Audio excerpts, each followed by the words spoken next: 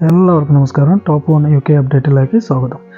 ഇപ്പോൾ Canada, UK പോലുള്ള രാജ്യങ്ങളിൽ വിദേശ വിദ്യാർത്ഥികൾ കുറയുന്നതുമായി ബന്ധപ്പെട്ട് ഒരുപാട് റിപ്പോർട്ടുകൾ പുറത്തു വരുന്നുണ്ട്. അതോടൊപ്പം തന്നെ കാനഡ പല രീതിയിലുള്ള നിയമമാറ്റങ്ങളാണ് വിദ്യാർത്ഥികളുടെ തലയിൽ വെച്ച് കെട്ടിയിരിക്കുന്നത്. ഇന്ത്യൻ വിദ്യാർത്ഥികളുടെ സ്റ്റഡി പെർമിറ്റ്, വിസ, വിദ്യാഭ്യാസ രേഖകൾ തുടങ്ങിയ ആവശ്യ രേഖകൾ വീണ്ടും സമർപ്പിക്കാൻ ആവശ്യപ്പെട്ട് മുന്നറിയിപ്പ് നൽകിയിരിക്കുകയാണ് കാനഡ ഗവൺമെൻറ്. സർക്കാർ വകുപ്പായ ഇമിഗ്രേഷൻ, റിഫ്യൂജീസ് ആൻഡ് സിറ്റിസൺഷിപ്പ് കാനഡയാണ് നിർണായക രേഖകൾ സമർപ്പിക്കാനുള്ള ആവശ്യവുമായി മുന്നോട്ട് വന്നിരിക്കുന്നത്.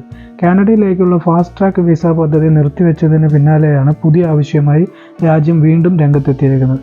വിദ്യാർത്ഥികൾക്ക് വളരെ വേഗം രേഖകളുടെ പരിശോധന നടത്തുകയും വേഗത്തിൽ അംഗീകരിക്കുകയും ചെയ്തിരുന്ന കാനഡയുടെ മറ്റൊരു പദ്ധതിയായിരുന്നു SDS. ഇന്ത്യയിൽ നിന്നും ചൈനയിൽ നിന്നുമുള്ള വിദ്യാർത്ഥികൾ മുന്നിൽ കണ്ടുമാണ് SDS പദ്ധതി രൂപീകരിച്ചത്. എന്നാൽ കുറച്ച് ദിവസങ്ങൾക്ക് മുൻപാണ് ഈ പദ്ധതി അവസാനിപ്പിച്ച് കാനഡ പ്രഖ്യാപിച്ചത്. ഇതും കാനഡയിലെ ഇന്ത്യൻ വിദ്യാർത്ഥികൾക്ക് മറ്റൊരു വെല്ലുവിളിയായി മാറിയിരിക്കുന്നു. കാനഡയിലേക്കുള്ള വിദേശ വിദ്യാർത്ഥികളുടെ ഒഴുക്ക് നിയന്ത്രിക്കാനാണ് രേഖകൾ സമർപ്പിക്കാൻ ആവശ്യപ്പെട്ടത്. നിലവിൽ വിദ്യാർത്ഥികൾക്കുള്ള സാമ്പത്തിക സഹായത്തിനുള്ള മാനദണ്ഡങ്ങളും കർശനമാക്കിയിട്ടുണ്ട്.